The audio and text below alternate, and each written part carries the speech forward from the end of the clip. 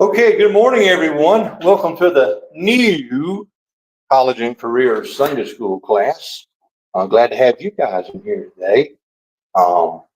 So this is going to be our new room. It's going to get painted. We've already discussed that. Scott has ordered us some tables to go in here. Really, I love the tables. We're going to have those lined up back through there, and you can put 3 people, I think, at each table, or 4 people at each table, something like that.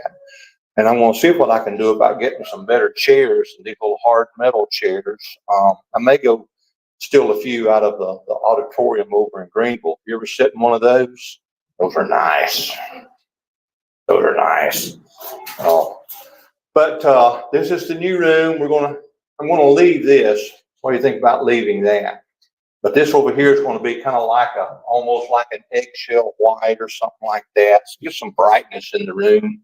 And if everything goes okay, I'm going to put a big TV right there, and we'll have the room arranged because I want to show you guys videos and stuff and pictures and things of that nature to help drive home some of these points that I try to make. But I got some good plans for the room, and if any of you guys want to work on some curtains back there in the back, that'll be fine too. Just kidding. But I would like to get some curtains up there if anybody wants to volunteer. Maybe you say, my mom can do curtains or something like that. But that's okay. Okay, we are in the book of Revelation. We're in chapter number 17. Last week, I think we had covered down to about verse 6 and 7 is where we were. We had already discussed verse 5 and explained about the mystery, Babylon the Great, the mother of harlots and abominations of the earth. Nobody knows why those words are in all capital letters, but in the manuscripts from which we get our Bible from, the Textus Receptus, all of the ancient manuscripts have that in all caps. And nobody knows why, unless, like I said last week, maybe it's just for us to get our attention, to grab our attention, to watch and see what's going on. So I don't know. We're just speculating on that. But anyway, so we kind of left off right there. We had jumped into verse 6 and 7 of chapter 17, and we were talking about that a little bit. And I'm going to take a little bit of a rabbit trail this morning, first thing, and then after we get off the rabbit trail, we'll come back into the main crux of the lesson. But let's go ahead and open in prayer. Father, thank you for the blessings that you give us every moment of every day. Thank you for bringing us here together this morning. We ask you bless this class time, touch our hearts, open our eyes, open our understanding, Father, and help us to desire a closer walk with you. We ask it in Jesus' most holy name. Amen. Okay, chapter 17 and chapter 18 of Revelation are dedicated solely to Babylon. And maybe you're wondering, why is God bringing such attention to Babylon? I mean, the Babylonian Empire, yeah, we're all familiar with that. It's the empire that conquered Jerusalem, took Israel captive, held them for 70 years to make up for the 70 jubilees that they had failed to keep. And so God said, you owe me 70 years. I'm going to put you over here in Babylon for 70 years and let the land rest. So we're all familiar with Babylon. We're familiar with the Roman Empire and all these kinds of things. But what is so special about Babylon? Babylon is brought to us first in the book of Genesis, and it talks about a man named Nimrod. You guys remember the name Nimrod? Nimrod, the mighty hunter before the Lord. Now you remember how many times have I told you that sometimes it's kind of wishy-washy how the Hebrew or Greek is translated into English, and we don't get the full force of what is meant. Well, there are several places in there that we're going to bring out as we go through where we're going to try to bring out the force of a statement or something like that, okay? So I want to tell you a little bit about Babylon. Nimrod, the mighty hunter before the Lord, is the first thing I want to bring your attention to, because that mighty hunter before the Lord almost sounds like a compliment in the English translation of that. But what it means is it's the one who rebelled strongly against God. He said, I am the mighty hunter I don't need God. You understand that? That's the force of it in Hebrew. Okay? So the name Nimrod even means we will rebel. Okay? So Nimrod goes off into a land called Shinar, and he starts a city that is called Babel, which becomes Babylon. And it's kind of like we're in Easley, but it's in Pickens County. You understand? So you have Babylon, the city, if you would, and Shinar, or the county, in today's vernacular, the way we understand things. Okay, so you'll see Shinar mentioned sometimes, and usually Shinar is mentioned because it's actually drawing your attention to Babylon, because Babylon is the only city we read about in the land of Shinar. Nimrod was one of the first world rulers, one of the first world dictators. Some people call the Antichrist, or the pseudo-Christ that's going to come, the last world dictator. Nimrod was the first world dictator. The Antichrist, the pseudo-Christ, will be the last world dictator. Nimrod sought power. And ever hear the phrase, absolute power corrupts absolutely? You ever hear that before? It's a true statement. It's a statement that rings true, especially with the Catholic papacy. The popes were, as a matter of fact, remember when we read here where the woman rode the beast? The beast being the pseudo-Christ, and that new government, and the woman riding it representing the Roman Catholic Church. The Roman Catholic Church has always sought to control kings. They have always sought to get land. They have always sought to get money. They have always sought to be the ultimate ruler over everything, and the king would just simply be a figurehead. And it has caused countless wars over the years, millions upon millions of deaths of true, genuine, born-again Christian believers who would not swear allegiance to the Catholic Church, which ultimately came from Babylon. Nimrod said, I'm going to rebel against God, and I'm going to be the ruler. I'm going to be the head guy. I'm going to be the dude. And so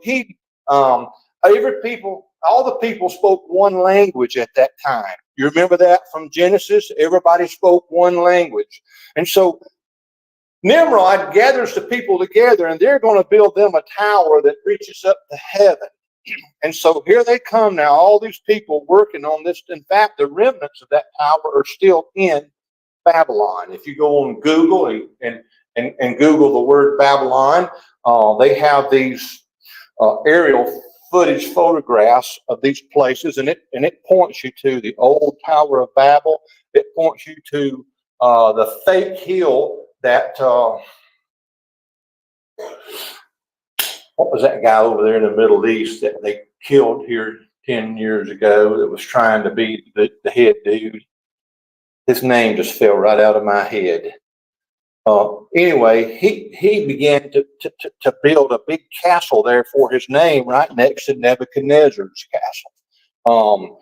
But Nimrod was going to make this big tower, and he was going to be the ruler. And God looked down and said, wow, the peoples all speak one language. You remember the account? He said, if I don't do something about it, who knows what they will accomplish? So God comes down and he confuses the language of everyone, right? And so the name is called Babel, or confusion, Babel. There is a very popular language learning program that's available today. What's the name of it? Babel.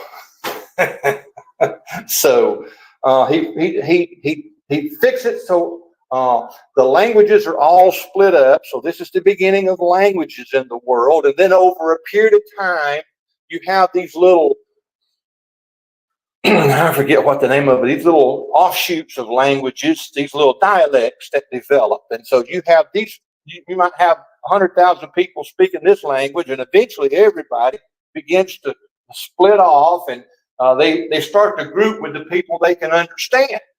Okay, can you envision in your mind all these many people walking around and they're talking and nobody understands them? Then you come across somebody that you do understand and you kind of click together, right? People do that today in high school. These little cliques get together. Well, these people got together and the languages spread all around the world. And then these little dialects. This guy spoke heebie-jeebie. Then next thing you know, you have hobby-jobby, which is a version of heebie-jeebie, but they've changed some things to mean different things.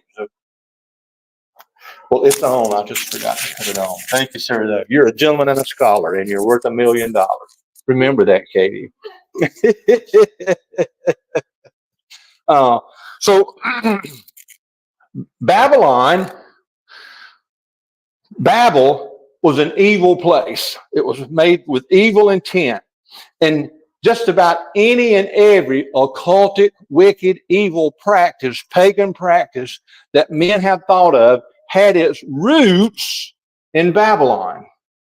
Wickedness beyond measure. The gods that people began to worship, Molech and Baal and the Queen of Heaven. As a matter of fact, Jeremiah talks about worshiping the Queen of Heaven, which is where the Roman Catholics get Mary worship from. It is a Christianized version of the Queen of Heaven. And the Queen of Heaven, the original Queen of Heaven, was a woman by the name of Semiramis, or some people call it Semiramis. Semiramis was the mother of Nimrod. Nimrod also married his mother, and they had a son named Tammuz. You ever hear the name Tammuz before? Tammuz. Tammuz became the god of light, okay? Everybody worshiped him as the god of light. And at the end of every year, around December 22, 23, somewhere right in there, which is the winter solstice, which is the shortest day of the year, began to represent the death of the god of light, okay? And then December 24th, 25th, somewhere right in there, represented the rebirth of the God of light. And so on December the 24th or thereabouts, people would burn Yule logs. Yule in Chaldean means baby. They'd burn these Yule logs, and then the next morning they would get up and decorate these trees with all these different life symbols indicating the rebirth of the God of light. What holiday do we celebrate on December 25th? Christmas, yeah.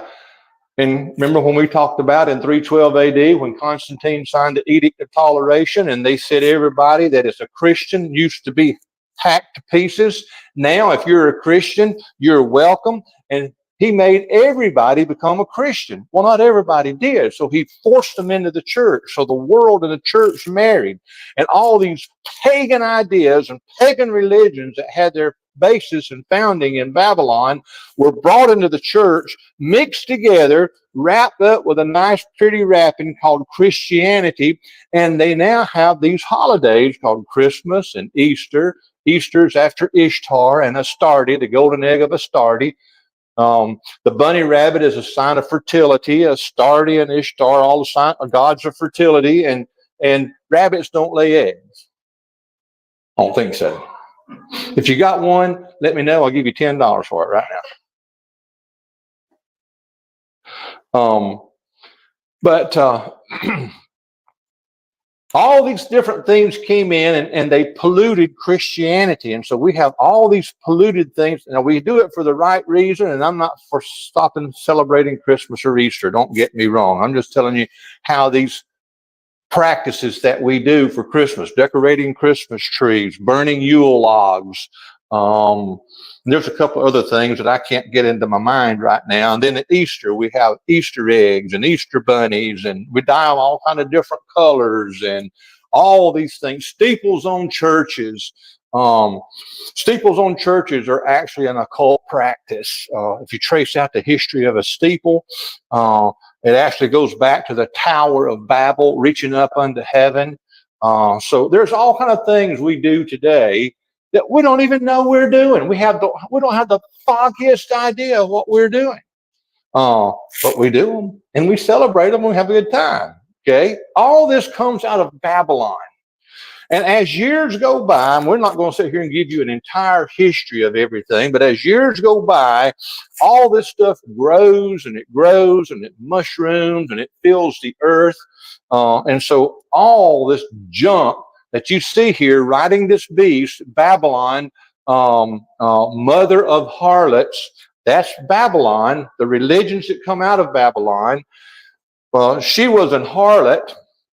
And everyone she gave birth to is a harlot or a false religion. It's a type of false religions, things that are made to look good and smell sweet and taste great. But in the end, what is it the Bible says? There is a way that seemeth right unto a man, but the end thereof are the ways of death. And so we get involved in these false religions and false beliefs and false ideas because we don't do 2 Timothy 2:15 in our life. We don't do that. We don't obey that command. Because we don't obey that command, God said, my people perish from lack of knowledge. So all of this stuff is coming now thousands of years later, and it's coming to a culmination right here in the book of Babylon. We're going to see the end of all this false stuff. It's all going to be dealt with. God's going to bring judgment on it, and it's going to come to an end. I'm going to be in heaven at the marriage supper of the Lamb when all this is taking place. I don't know where you guys are going to be. Just kidding. Just kidding. I'm going to be in heaven. Okay. I hope you guys are all going to be in heaven. But I'm going to be at the marriage supper of the Lamb. So I wanted to tell you all this about Babylon to help you to understand why God is devoting 2 chapters to the destruction of Babylon. And Babylon enters every single phase of our life. It is involved in our religious life, and we just explained that through Christmas and Easter and some other things that we do as a Christian tradition that actually has its basis from Babylon. It's involved in our economic system. And matter of fact, the next Babylon, chapter 8 and 10 that we're going to look at is going to be the destruction of the economy that Babylon generates. Complete destruction of the Babylonians' mode of business, so to speak. Okay? So does everybody understand why God is devoting 2 chapters in this one book all to the destruction of all aspects of Babylon? Babylon, by the way, today is being rebuilt. There are all kinds of resources being dumped into Babylon. And I think as we go through here and talk about the destruction of these different things, personally, now you have to do your own study and come up with your own conclusions. I'm telling you what I think. You come up with your own conclusions. Personally, I think Babylon is going to be destroyed with a massive atomic weapon of some type. That's me. I could be wrong. So don't go out and say, well, I know it's right. Mr. Robinson said so. Please don't do that, okay? Just say, well, I heard one teacher say this. So if everybody is satisfied with why God hates Babylon so much, and that it brings its utter destruction throughout 2 whole chapters of Revelation, if you're happy, no questions, we'll start in. Everybody okay? Okay. Let's go down here to chapter 17 and verse number 6. And I saw the woman drunken with the blood of saints. Remember last week we talked about how that the Catholic Church has murdered more Christians than any other entity, and how that in one night, one pope murdered. I never even noticed that door there like that. In one night, one pope murdered more Christians than all the Roman emperors put together. Okay? And I saw the woman drunken with the blood of the saints. So that's the woman riding the scarlet colored beast. And with the blood of the martyrs of Jesus. And when I saw her, I wondered with great admiration. Remember when we studied last week that word admiration doesn't mean the kind of, wow, wish I could, that kind of admiring, but admiration in the sense of astonishment, awe. Wow, I can't believe that. That's terrible. That kind of admiration. You understand? Okay. All right. John's not sitting there going, wow, that's neat. She's killing a lot of Christians. Woohoo. Man, I wish I was with her army. That ain't what's going on, okay? That is not what's going on. And the angel said unto me, wherefore didst thou look in astonishment or with awe? Wherefore didst thou marvel? I will tell thee the mystery of the woman and of the beast that carrieth her, which hath 7 heads and 10 horns. Now, the counterpart to that, that same beast is described in Daniel chapter 7, specifically in verses 7 and 8, if you decide you want to look there one day and study that. By the way, I'll say it again, Revelation is to the New Testament what Daniel is to the Old Testament. So if you want to understand Daniel and Revelation, you really need to study them together, which is why I keep telling you Daniel says this and Daniel says that, okay? As a matter of fact, I did a study on the book of Daniel one time, and if you can look back through history, and history records the book of Daniel precisely the way God said it would happen. Way before it ever happened, history fulfilled the book of Daniel to the jot and tittle. And here's Revelation 17:8. The beast that thou sawest was and is not, and shall ascend out of the bottomless pit. Everybody understand what that means? Yeah, right. I don't understand what that means. What they're saying here, the beast that thou sawest was, in other words, it used to be, it used to exist at one time. Now it is not. And yet it is. That is talking about the old Roman Empire, the Roman Empire of all the 7 empires of earth, Egyptian, Assyrian. Did anybody notice on some of the Trump stump speeches, campaign speeches he went to different places to make? There are people in the background wearing shirts that says Assyrians for Trump. And when I saw that, I thought, wow, that is amazing. Because first thing my mind went right straight to right here. The Assyrian Empire. We got some things we want to talk about the Assyrian Empire. And when I saw that on that shirt, I'm like, oh my goodness. I'm listening for a trumpet here, guys. I'm listening for you okay? Yeah.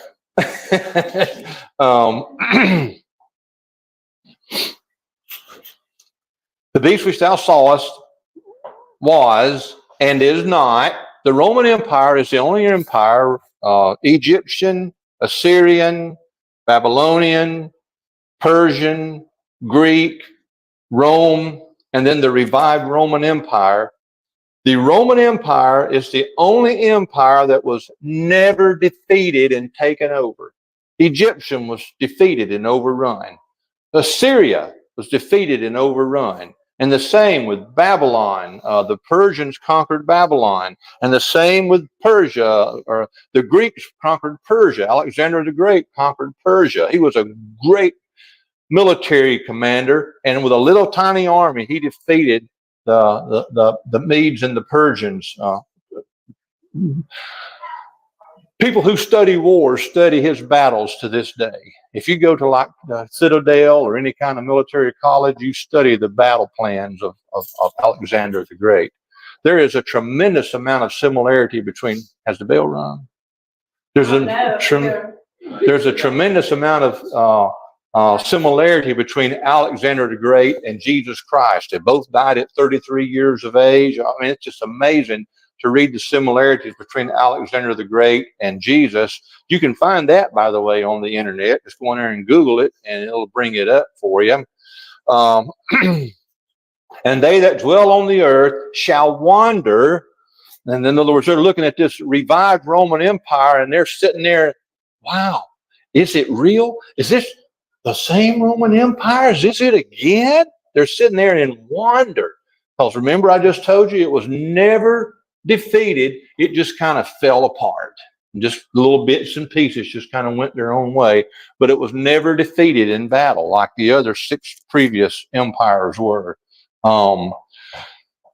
And all of those empires have, in some degree, cropped back up since 1927, I think it was. All of those have cropped back up, but one. And we're going to look at that a little later.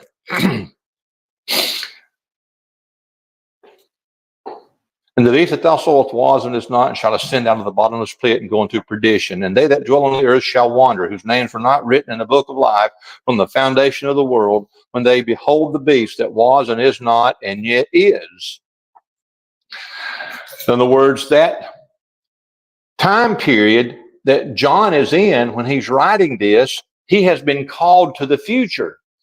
When Daniel wrote, 2 empires had already fallen, the Egyptian Empire and the Assyrian Empire. So Daniel wrote from the viewpoint of the Babylonian Empire, and he even served a great deal of time in the Persian Empire. As a matter of fact, when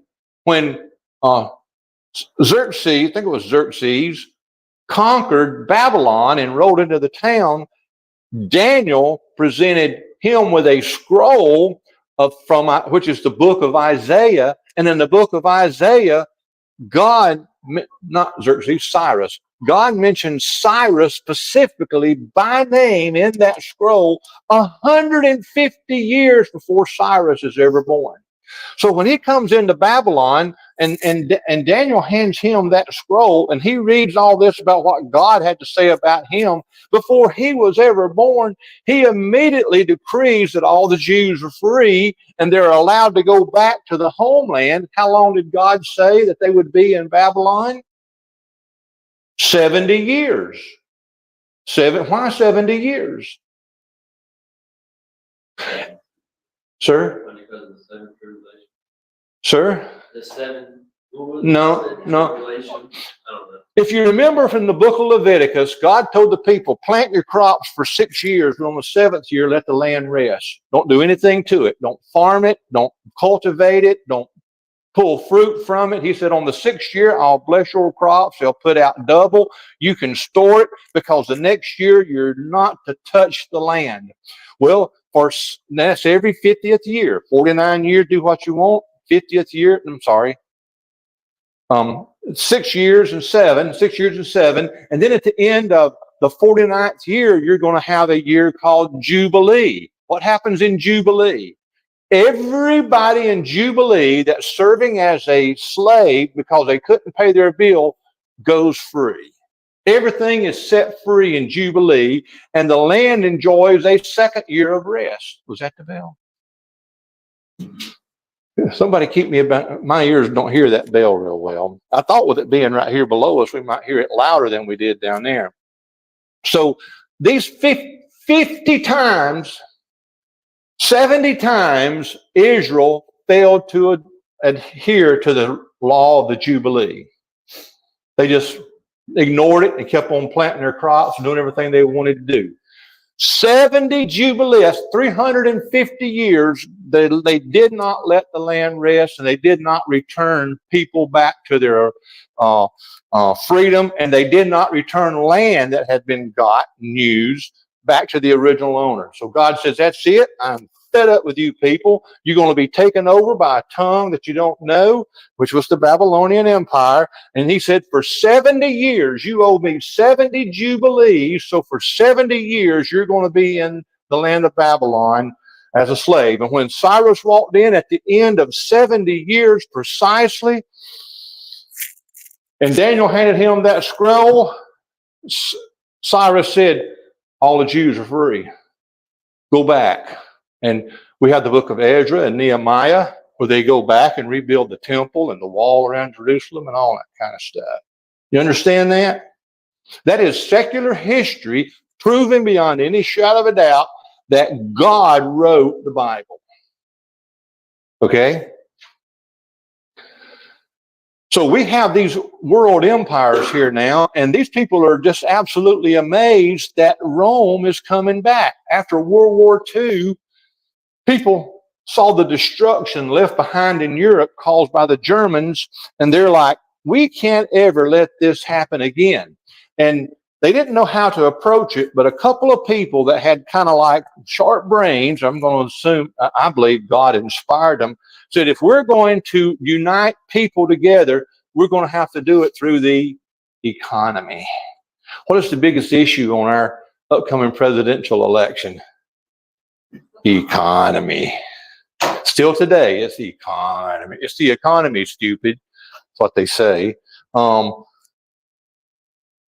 But now I lost my train of thought. Where was I? Oh, they said the only way you can reunite the people is through the economy. And so they began to form these different little companies that began to, it was kind of like their embryonic stage of what would we call today the European Economic Community or the European Union.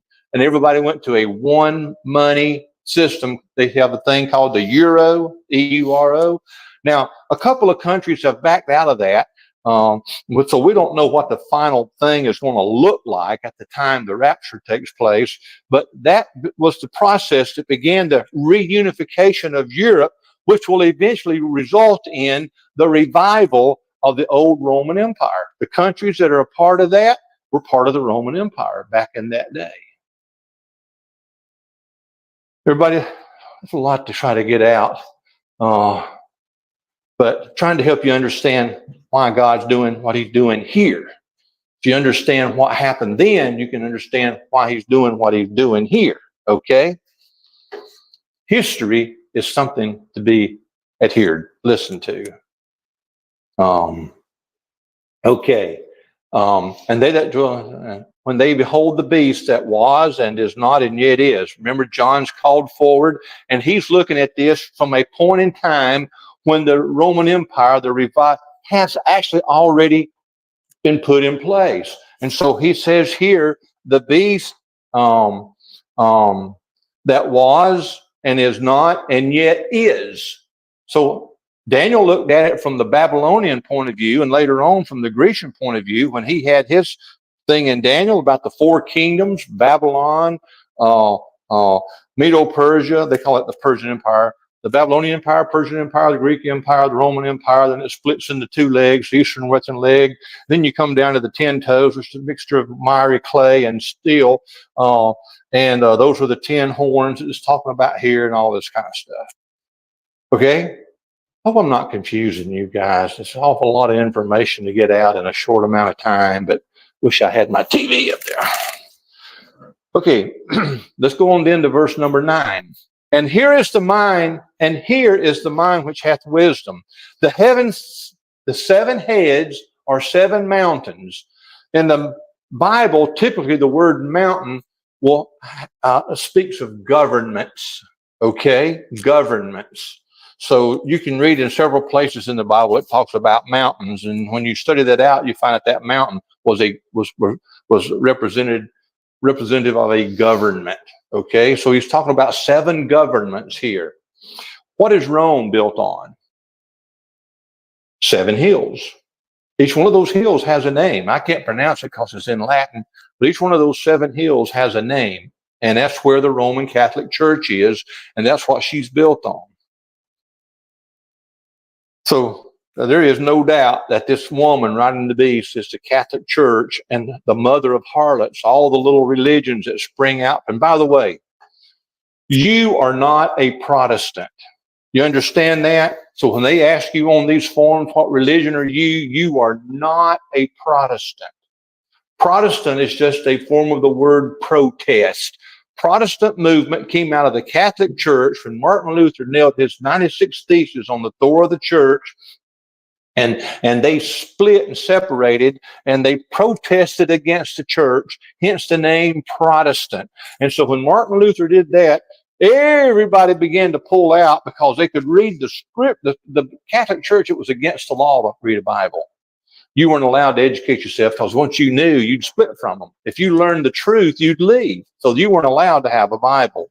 People began to get Bibles. The Gutenberg press came about. Bibles began to flourish, and people began to see the truth, and they began to separate, come out of the Catholic Church, and you wound up with things like Lutheran, Presbyterian, Methodist, would you just name it? It all had its foundings when it came out of the Catholic Church, and all these different men went all these different directions, establishing their own little group, their own little denomination. The Baptists have always been the Baptists. We get our name from John the Baptist. The word Baptist is simply nothing more than a transliteration of the Greek baptizo, because at the time the Catholic Church was against anybody that taught baptism outside the church, and rather than create dissension with the church with their new Bible, the translators put in there, instead of immersion, they wrote baptize. Baptizo is just baptize, okay? They didn't want to put immerse to prevent dissension with the Catholic Church. Okay? You understand that? Okay. What time is it? 46. 46? Well, they must have rung the bell because they ring it at 10:45. So real quick, let's finish up some of this stuff.